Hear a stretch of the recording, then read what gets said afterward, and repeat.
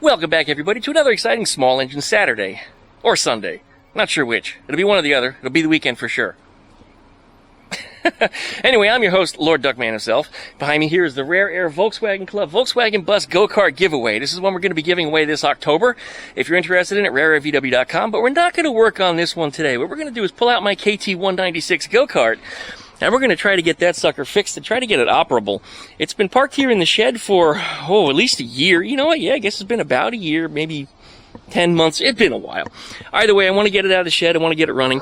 And if I do need parts for it, well, you know what I got to do. I just got to simply call the HIPA Store.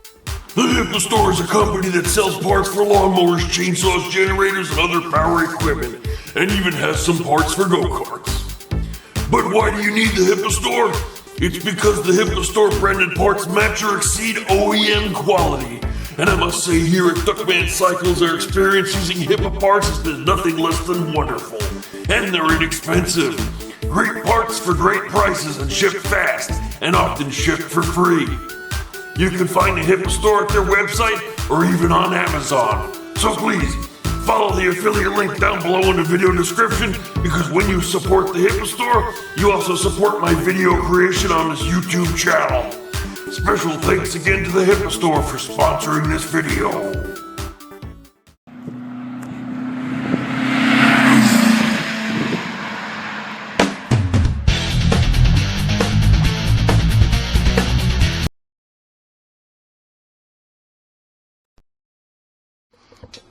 Well, there's the KT196 go-kart. I guess it's been parked probably for about 9 to 10 months. Last time I had it out was last winter. Weather's finally changed out here. It's had about 3 months of no rain whatsoever, which is really rare and exceptional for this part of the country. Usually it rains here just consistently and almost every day, even if just for a little bit, almost every day. We had 3 weeks of nothing, which caused just dust to be stirred up here. You can kind of see it in the shed where the rain doesn't get. That's what the earth was like outside here, but now it's not like that anymore, as you can see, because we got about 9 days of rain, which was good for my allergies because 3 months of dry stirred up all the dust and had my allergies flared up for about 6 weeks, and I ended up developing a minor case of bronchitis when all of a sudden the allergies decided to shut off. And the bronchitis symptoms still persisted for a while, but at least I didn't get sick. Could have been bad, but we're going to pull this thing out of the shed here today. I'm going to put some air in the tires, see if we can get it running. That's the goal. As you guys know, if I do need parts, I'll contact the HIPA Store. They've been really, really good about getting me just about anything I need to get these things running. If it's been parked or been sitting for a while and the carburetor's all gummy, sometimes it's just easier to get a new HIPA carburetor. And I'll tell you what, the quality of the HIPA carburetors have actually impressed me over the years, and this is not just another commercial for them. I'm actually saying it because, legitimately, the carburetors are of a higher quality than the ones that I pull off the Honda engines. They look better, the machining is better, just everything about them, just the look and the feel, even the weight of them, they just feel like a better part. And sometimes you even get a slightly bigger carburetor too, which is a performance upgrade. So anyway, let's pull this thing out of the shed here and let's see what we got. I'm sure I'm going to have to fix something.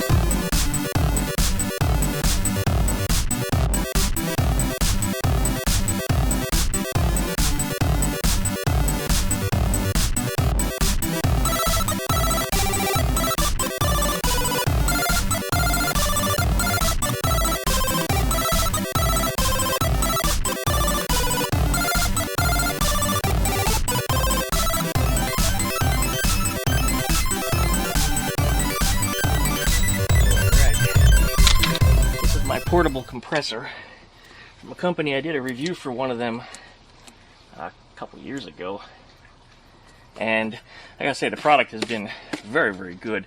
So you'll see a review video on this coming up soon too. Let's see here.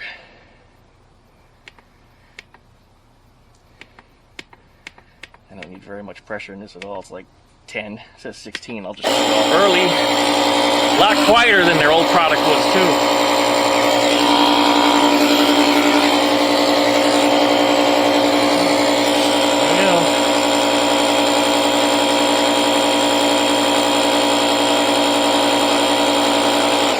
I think you're only supposed to fill them up to like 5, but I always go a little higher than that because it's just too soft in my opinion. That's good. That was 8.5. Alright, let's get the other side too. I gotta say, I'm really impressed at how quiet this compressor is compared to their old product. Not that I ever cared, because if it's useful and it runs good, I really don't care how much noise it makes because it's a tool. It's supposed to make noise.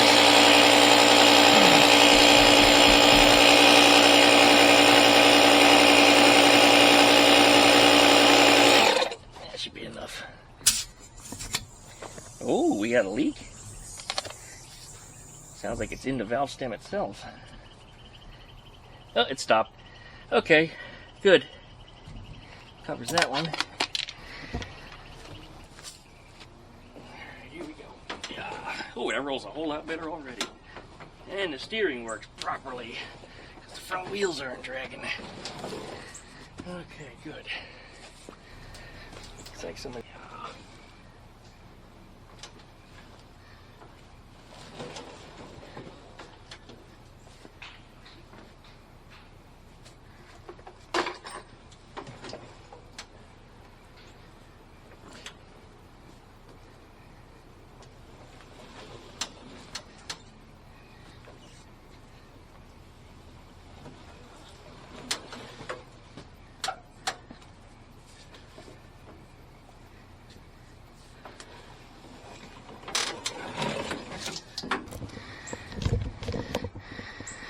Alright, I do remember running it dry. The tank is empty with no gunk in it. So, I don't think we have any fuel left in there. Even the fuel filter's dry. In fact, the fuel line's not even connected. Oh, it's broken off. Good thing I noticed that before I put fuel in it. I don't think I did that. Maybe I did when I drained it.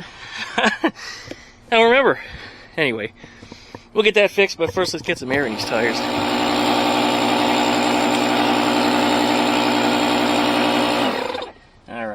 I don't think I'm going to be able to get that one back on with this compressor. I need something with more high volume. We'll come back to that.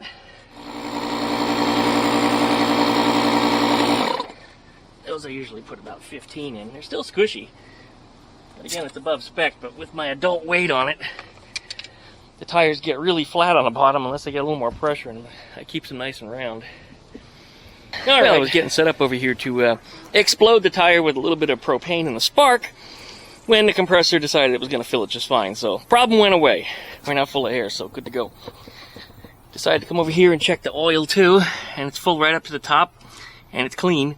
I mean, the oil looks like it's brand new, so good to go in that department also. I think the only thing left to do is throw a little gas in it, and we're going to see if it's going to start. I guess I winterized the thing the right way. I didn't leave myself any surprises other than breaking the fuel line, but like I said, I may have done that when I drained it. I just don't remember. And this line is hard as a rock, so we're probably going to end up replacing it anyway. But for the time being, let's just get it connected. And the rubbery stuff up here is still good though. But this stuff is just hard as a rock. And there's a little extra fuel line on there because I thought I'd move the fuel tank, but I've been happy with where it lives. The zip ties got loose for some reason. Never heard of that happening. Do zip ties stretch, guys? They get weak after some time sitting in a hot shed. Alright, well, and I said winterized, but technically I guess I summerized it because this thing was too hot to, or just weather was too hot to drive this thing around. It was just, Florida here, you have no interest in playing with this kind of thing in all this heat. This is wintertime stuff down here. Alright, I guess splash some gas and fix that line. Make sure our fuel is turned off, so that way if I do something stupid like put it in before I put the line on, it doesn't go everywhere. Alright, I cut the end off of that, and then I went ahead and pulled off the little broken bit that was still on there. And I heated up the fuel line just a little bit because, like I said, it's hard as a rock. It made it pliable enough to slip over there. There's our choke. Spark plug and everything looks like it's where it belongs. Make sure our throttle cable's not going to hold the throttle open for any reason at all. Oh, it is a little sticky. Good thing to check. I think we're going to put a block under the wheels, get the wheels up off the ground before we try to start it, just in case it tries to get away from me.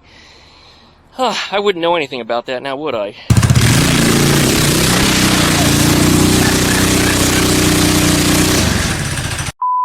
Alright, these ramps are super convenient for these go-karts, because underneath the rear sprocket guard, slide it right up just like that. Now my wheels are free to spin. Good. Nothing's binding up, chain is spinning freely. Brakes aren't grabbing. Alright, I guess we're ready for some fuel. Okay, here we go. This gas can was completely black because the chickens had thrown just dirt and dust all over it from how dry everything has been. I'm not going to put too much fuel in here, just enough to get it started. Because if I'm going to have a problem with it, it's going to sit for any amount of time again. I don't need to have a ton of gas in it. And that gas doesn't even smell that great anyway, and it's only a few weeks old. Tell you what, I think nowadays they do things to the gas on purpose, deliberately, so you can't store it. That way it goes bad and you got to buy more. Because older fuels that I remember even keeping as a teenager, they'd last a couple years sitting on a shelf. Now you're lucky if you get 90 days. So things have changed, that's for damn sure. And now I sound like one of them old men talking about stuff. Yeah, you know, back in my time we didn't have them cell phones. Alright, well, let's see what we got going on here with this thing. I'm pulling up on this like there's an accelerator pump. Yeah, let me pump it like a Volkswagen. I might have to lift up the throttle a little bit though, because this thing did like that when it was cold. Alright, see what happens. Here we go. Oh, making sure I'm not going to rip the cord and go flying into something, because you guys have seen me do that before. Oh shit!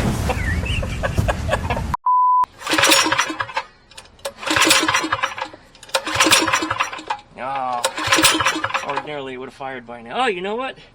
Duckman, you're an idiot. You didn't turn the fuel on. I don't see any in the line. Uh-oh.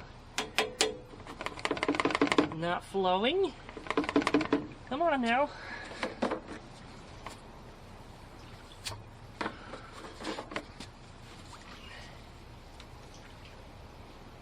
No, I don't see any gas going down the line.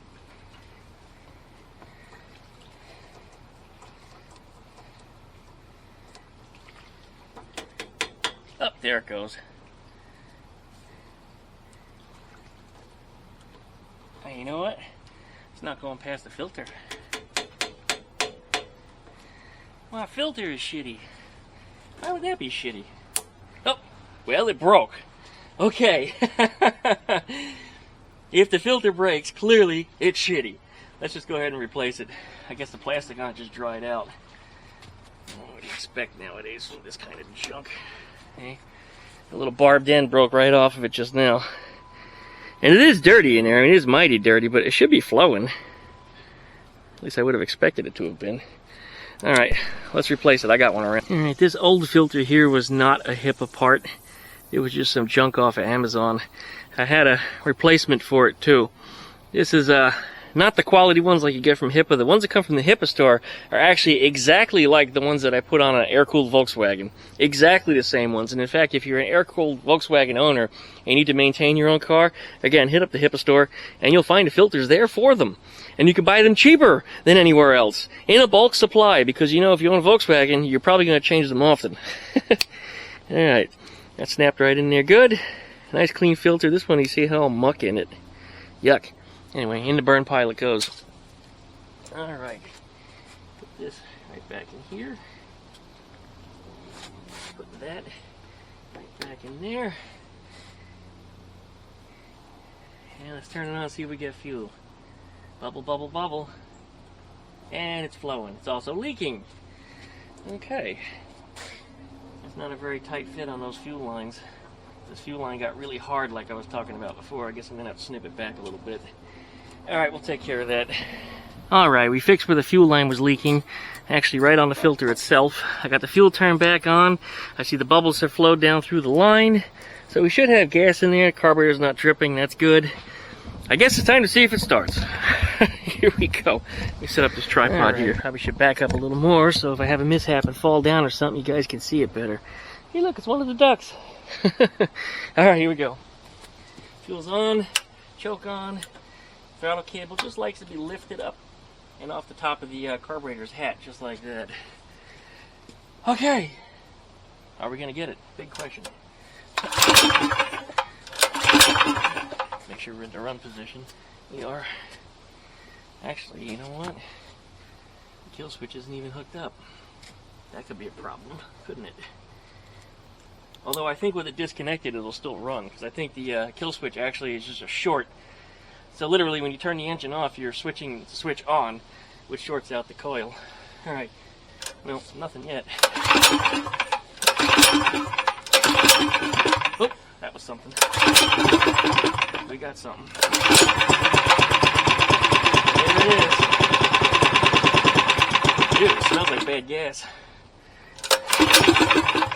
Ew, there might have still been some in that carburetor. The carburetor might have to come back off.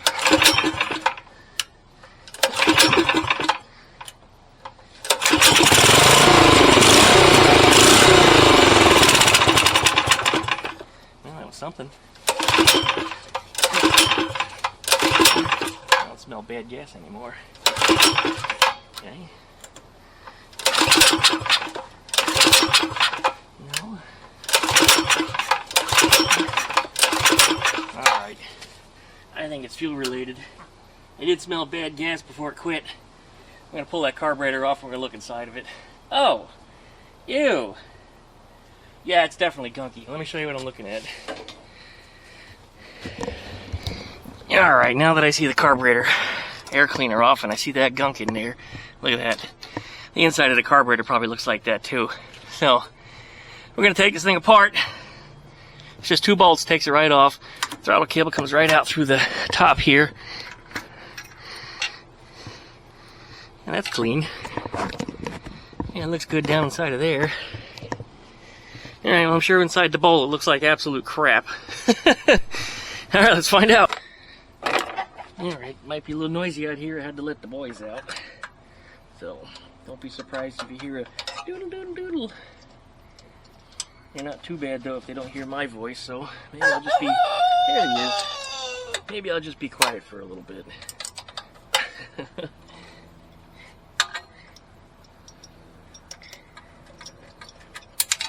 Oops.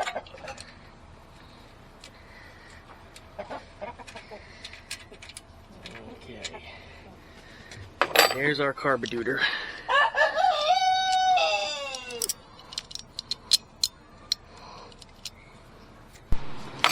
Alright, there's our carburetor. I got it sitting here upside down and there's just really like brownish gas coming out of it and it stinks. It doesn't smell like fresh fuel whatsoever, so somehow, some way, I did manage to let bad fuel get sat in this carb, which I really don't remember doing that. I remember clearing it all out. You saw the tank was empty, the lines were clear. Yeah, maybe I just didn't drain the bowl. Maybe I didn't run it all the way dry. I mean, I don't know what the hell I did wrong, but anyway.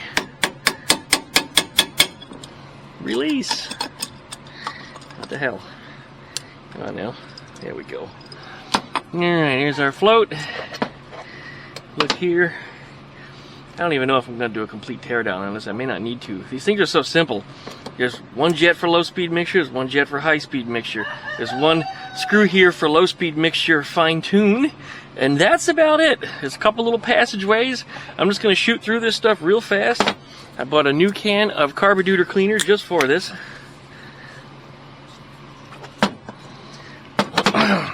Not much to this, guys.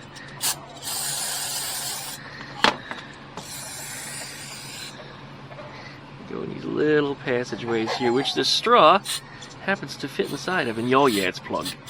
There's no doubt about it being plugged.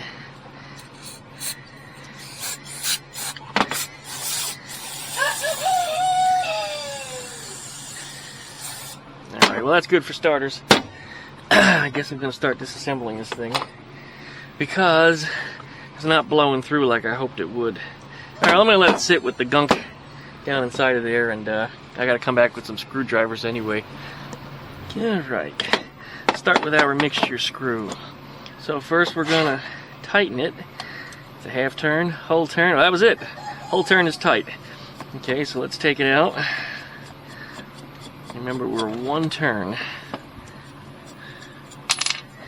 That thing ran great before. There wasn't anything I would change about it, except for maybe running the damn roosters over with a tractor. Because, hey, well, whenever I'm out here, man, is when they make all that noise. I can go inside and I won't hear their voices whatsoever. Okay. This is supposed to come out too. I expected that whole thing to come out, but it did not. Boy, there is a lot of garbage in here. Like crust.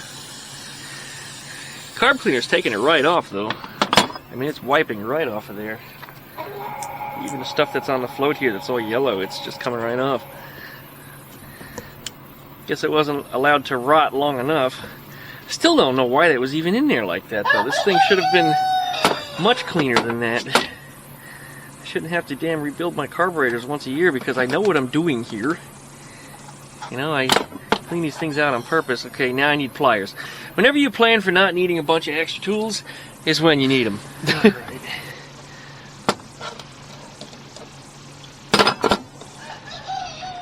Hey, look how cruddy everything got, man. That's not the way I leave my toys. I clean everything and just clear everything. Yeah, I don't know. I don't know. Very upset with this, and that's the reason why no fresh fuel was getting in there. Okay, well, we're gonna blow through here. It should come out the fuel inlet, or it'll shoot right back in my face. There we go. Shoot down here.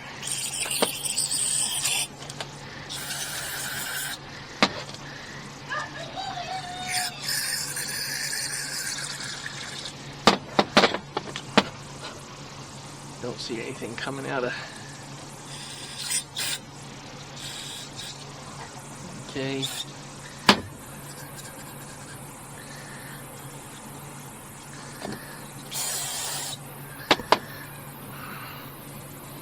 That's really all there is to this carburetor. And that should probably just about clean it out. Now the choke feels a lot better too. That was a little sticky before. Guess it was just gummy. And all it is just a little butterfly valve in here. That's it. Okay.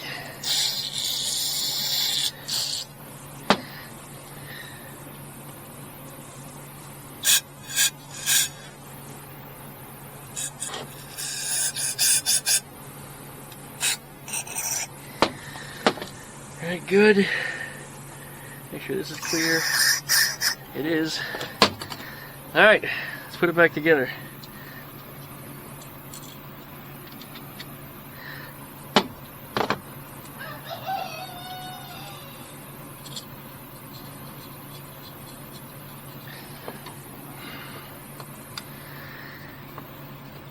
I wouldn't even bother putting this in the ultrasonic cleaner. I mean, if I had to wash a batch of 100 of them or something, I might have thrown, you know, them in there that way. I think it'd be a little faster to get them all done at the same time.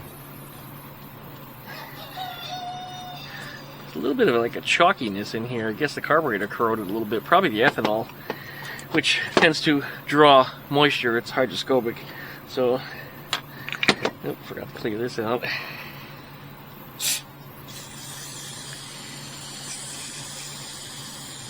emulsification tube needs to be clear. If it's not, air fuel won't mix properly. And then guess what the thing will do? Not run right.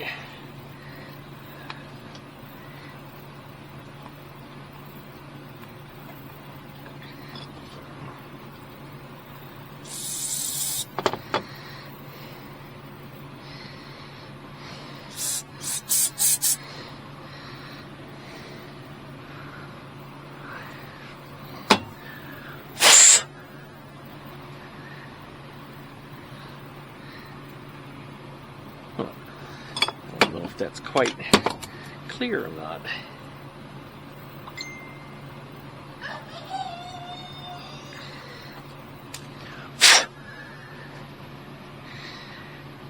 I'm not seeing light through it. Come on now, clean out.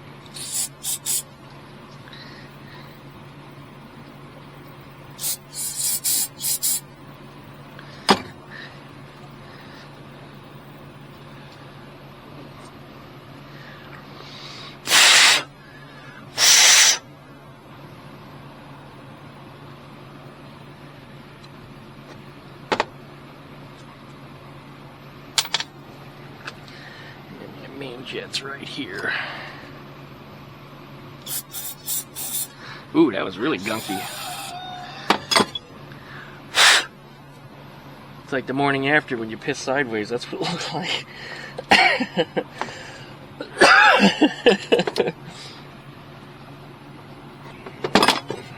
Sure this is snug. It is. Good. My float valve needs to go back on the float. Clicky, clicky, clicky.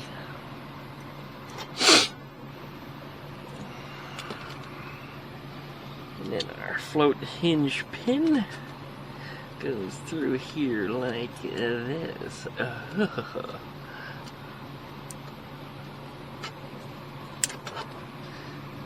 There we go.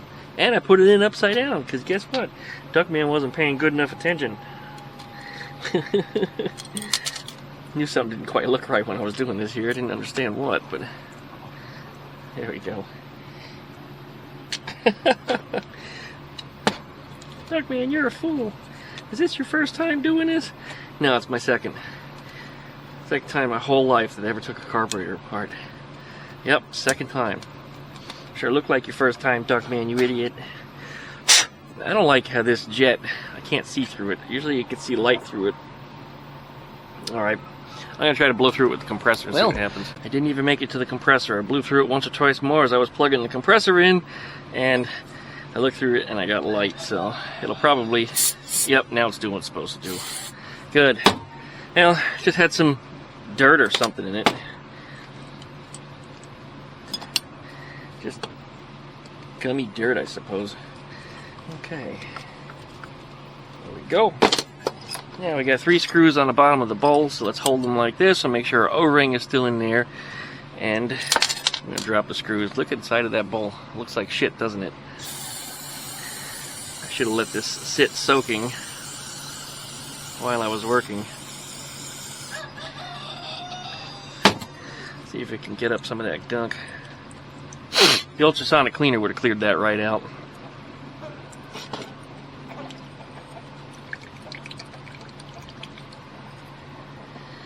Alright, I'm going to let that sit a minute, and we'll come back. Alright, I suspect that's probably going to clean up a little better just by letting it sit, so it's probably going to be the best way. I really don't have a good tool with a brush on the end of it. I guess a little paintbrush or something might do it to clear it up, but I mean, it's cleaning up pretty good all by itself. There's something in there, looks like a piece of wire. Anyway, just pour that right there. Ooh, chunky. Yeah, it's less than ideal, but I suppose gasoline will get it. I hate to put that stuff through the engine, but I guess it's just the way it's going to be. Yeah, it clears off relatively well, actually. Well, maybe I'll just run around here with a screwdriver, just like this. That seems to be doing a really good job. Actually, it did a really, really good job. Alright, now I'm going to do a minute's worth of that, and then let's put this thing back together. Alright, I'm going to call that good enough. Let's put this carburetor back together here. Go, one here, and the last one's here. My screwdriver.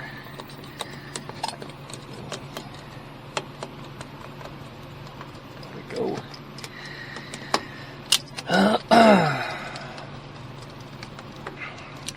Still clearing that crud out from these allergies I had. I'm just so glad that everything is damp now and there's no more dust like there was. I mean, it was bad. You could just see it on the air. Alright, just snug these up. There we go. That's right, we're ready to reinstall. Got some kind of gluey shit on me. Alright, well, carburetor's ready. Alright, here we go. One carburetor. Make sure our O-ring is still in there, and it is.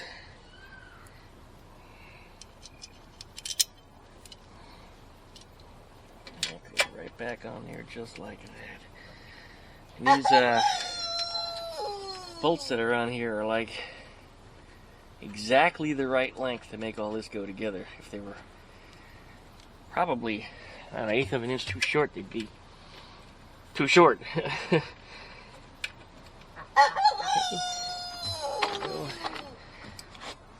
This is one of the easier engines to work on because, you know, everything's nice and exposed.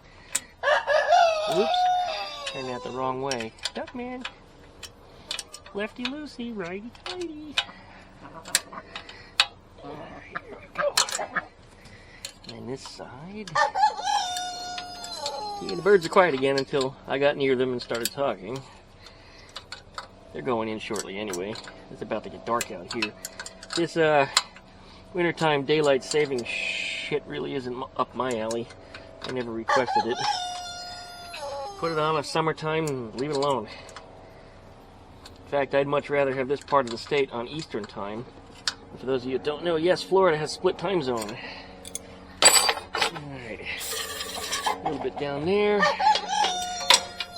Spray the slide down real quick too. It didn't seem gooey, but if there was anything on it, there won't be now. Yeah, it was a little crusty on the end of the needle. Alright. I should get it.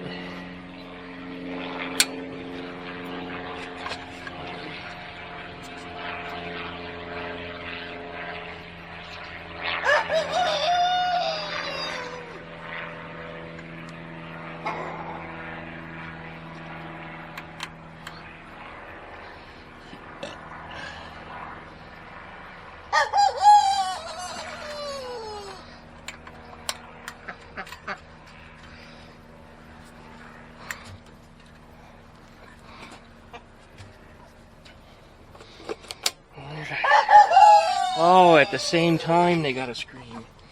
Fucking idiots. Stupid birds. Tell you what, it's really a good thing I love them. Because sometimes I really want to make dinner out of them. Alright, turn our fuel on. I don't see anything. That's a good thing, but I don't see any bubbles moving in the line either. Turn this off. And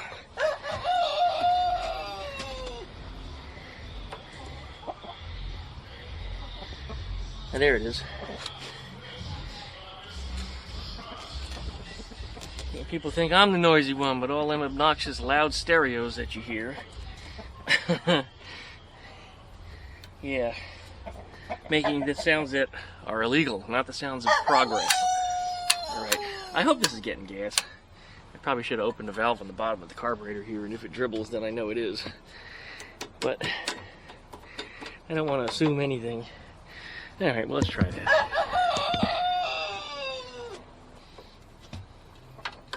Ah, the screw doesn't want to turn.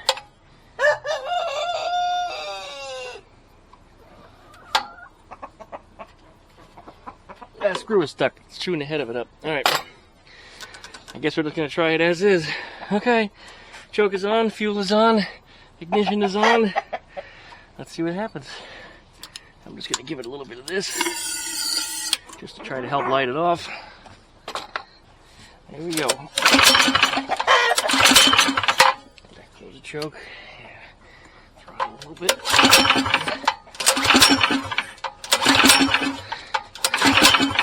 Well, that's interesting. Nothing.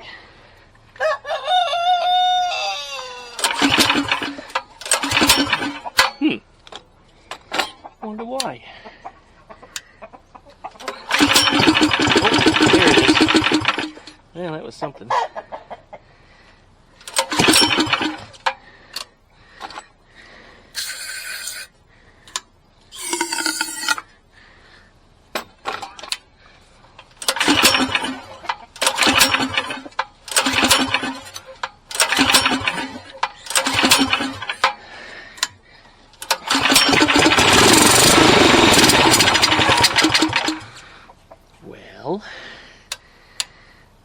Why is he not wanting to start?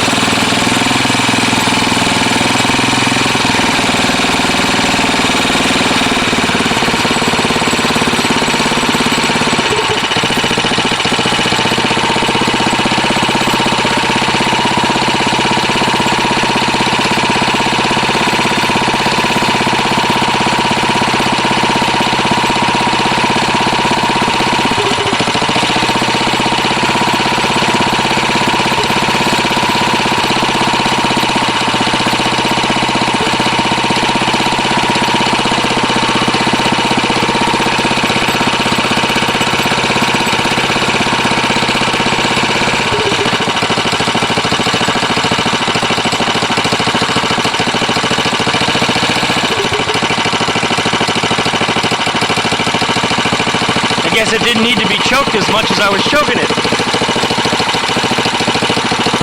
Make sure we don't have any back leaks. None. Look good.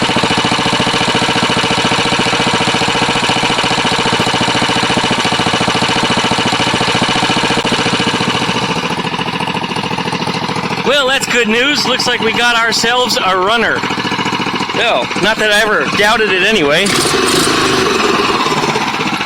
Good, I'm just going to lubricate the chains on here, and then I should be able to take it for a ride.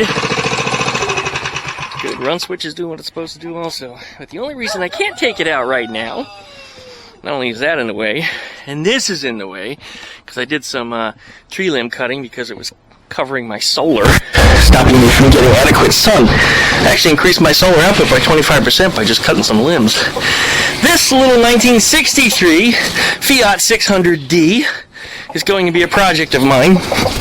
This is an A-Barth engine, the upgrade to this 600, with the dual barrel carburetor and a few other goodies on it. I don't know all the performance upgrade differences, but this engine that's in here is in some bad shape. So I talked to the owner about it. He wants me to put that engine in here. Now, this doesn't look too awfully hard. It looks like I'm going to take off the bumper bolts. Looks like there's one on each side. Bumper comes out.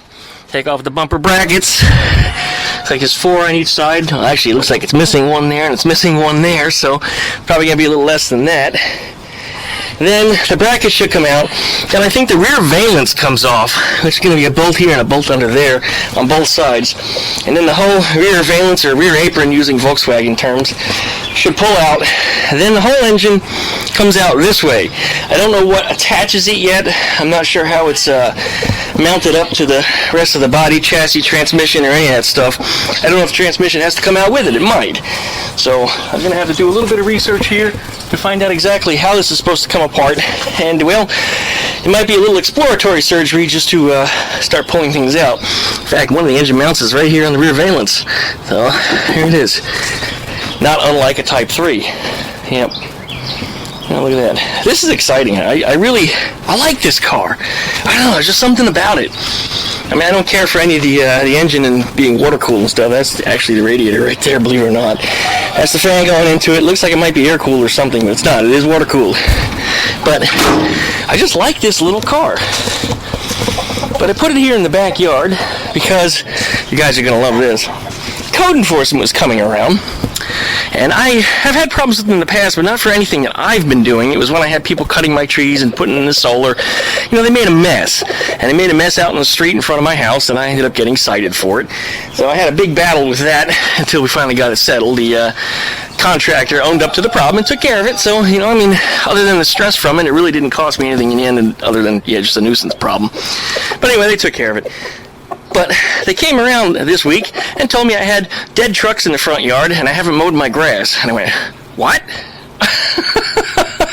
So anyway, I went and looked up the research online, because you can actually look up this stuff to figure out exactly what was going on. And when they showed pictures of the house, or my house, what they thought was my house, it was one of my neighbor's houses down the street, which had, you know, knee-high lawn, which is an absolute disaster, and still no trucks. So I called the officer that was on the line. Hey, buddy. The one that put her information up there. So I called her and asked her about it. And she goes, yeah, I couldn't find a truck in your front yard. I was like, yeah, I know. Not only was there no truck in my front yard, but the pictures are not of my front yard. So she was a little confused.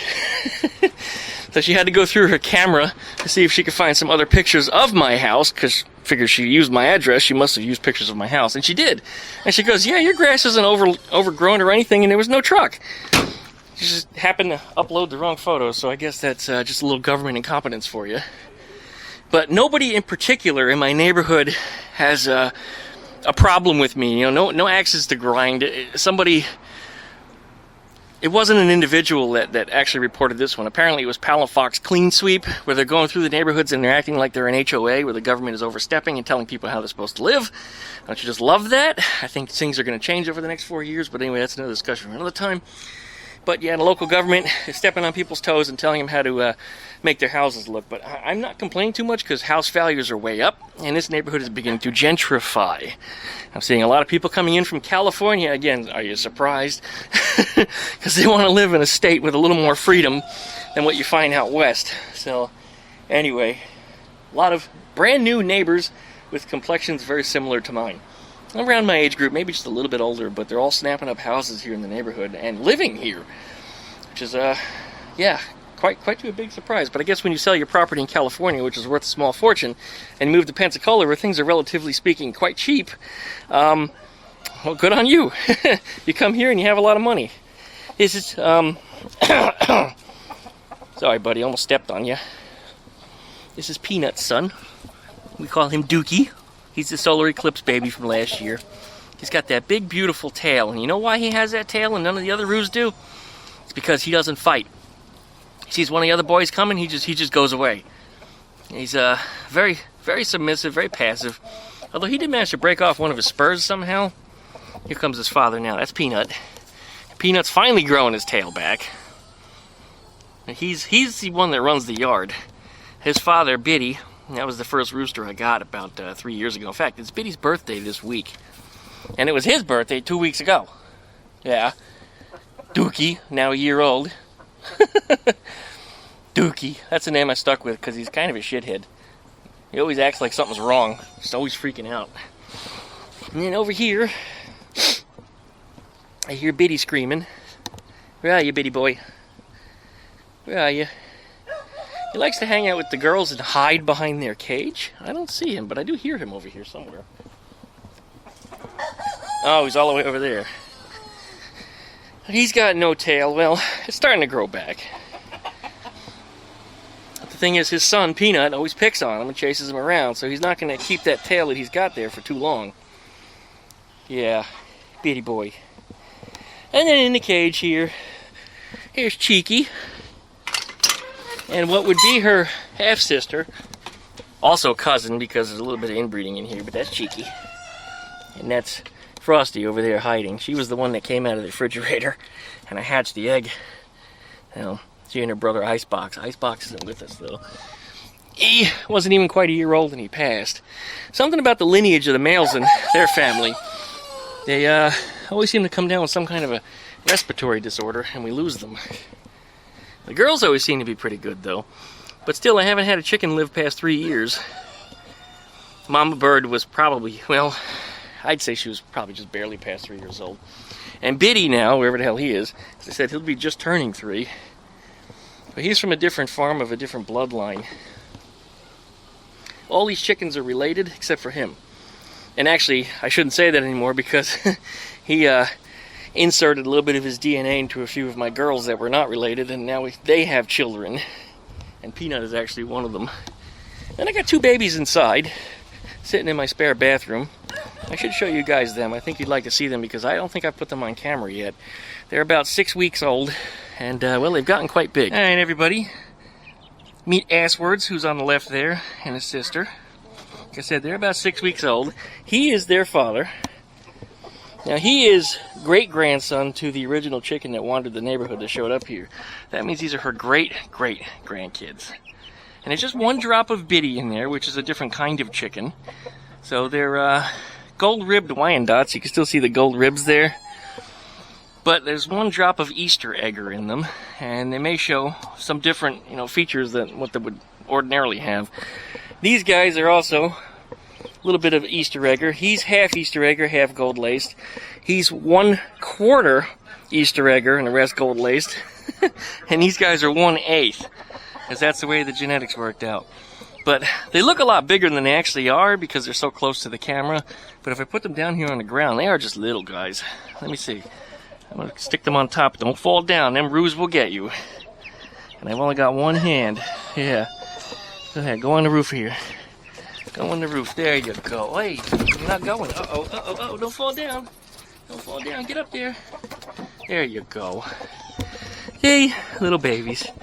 Again, you can't really tell the size of them because they're not on the ground, but there's my fist. They're just little ones. Just little ones. I know, you guys are nervous. This is only the 2nd time you guys have ever been outside. They play in the spare bathroom where they have a little lamp that keeps them warm. And I give them regular attention, which is why you can see that they don't really mind being handled so much. Oh, they're little babies. This is Asswards. I think I started to mention that, but he was the first one that hatched out of the batch of eggs that I had. He hatched backwards, which is why he's called Asswards.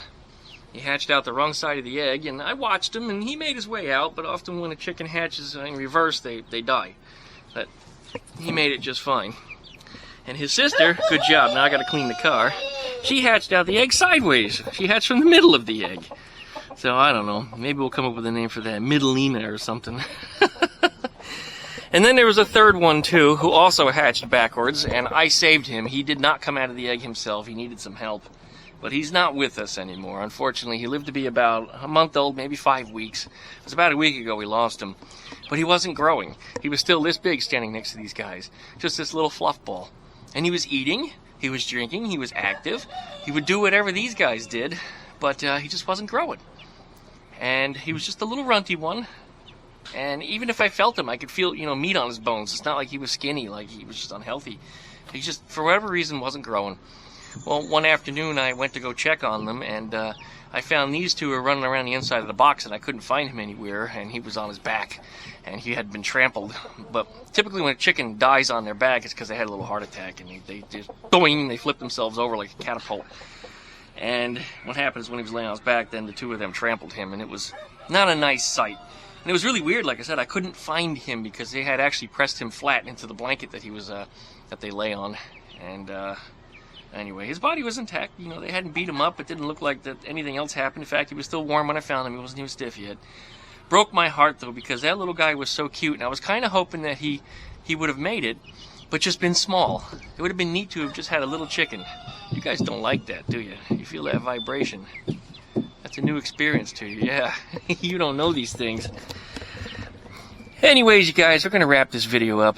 But she is the spitting image of Cheeky. Cheeky is their mother. You see the little gold cheeks like Cheeky had? That's how Cheeky got her name. But she's got more colors about her than Cheeky did. Cheeky was more black. Cheeky took a lot longer to start changing color. And like I said, those cheeks, in fact, you know what? The cheeks are starting to fall out. They're getting bare. That means you're going to get earlobes. I hope you're not a boy. I hope you're not. I keep calling her she. The reason why is because she was born with a gray belly. And he was born with a yellow belly. And from Cheeky's bloodline, that's what you typically would get. They are sex-linked colored. And you're able to tell them apart from the moment they hatch. Rather than paying attention to any of the other features and things that I looked at, which made me 100% wrong 100% of the time, is that I evaluated the other things, the other features they had. But like I said, there's one drop of Easter egg, which is Biddy. And Biddy's bloodline doesn't conform to any of that color separation. So he may have broken their coloring per sex. So I don't know. We'll see. But I love these guys. They're really sweet. Really sweet. You can see I can really love on them. In fact, out of all the babies I've had, except for Cheeky, Cheeky's always been a good one to handle. But these guys handle very well. Very, very well. And it might be because, they have part Cheeky's personality, Cheeky DNA. Or it could also just be that I've handled them a little bit more. Or maybe because they didn't have 7 brothers that they were all, growing up with in the same box.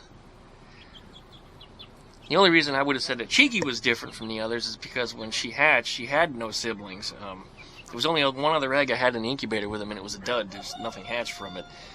So she grew up alone, and she only had me.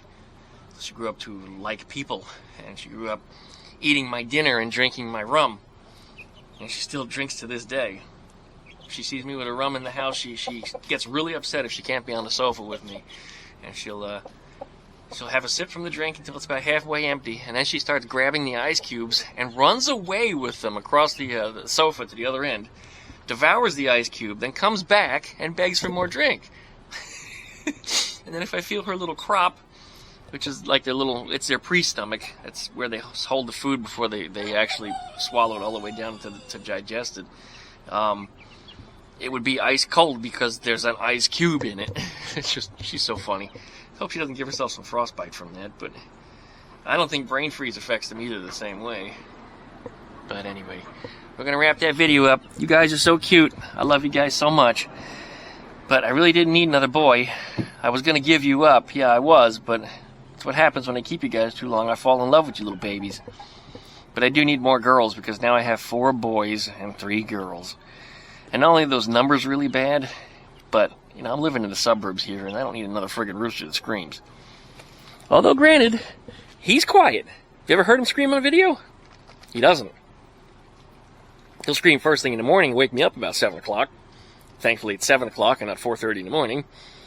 But, yeah, he doesn't scream on camera. Never. He will follow me around. He stalks me. Once in a while, he'll kind of scratch my pants.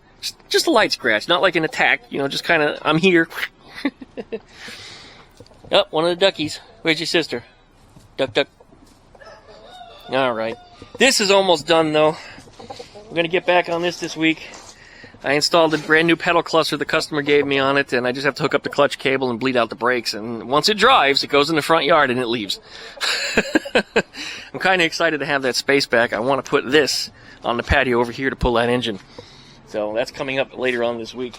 So maybe even as soon as Wednesday. We'll see. Right, guys? But that 9 days of rain really screwed up my video production. I wasn't able to do a whole lot. I should have been editing more videos for a tech session because I have 3 of them that I'm behind, but I haven't done them yet. But I will. You guys will get them, I promise. Right, little chickens? Alright, wrapping up this video. Thanks for watching, everybody. We'll see you on the next go-round.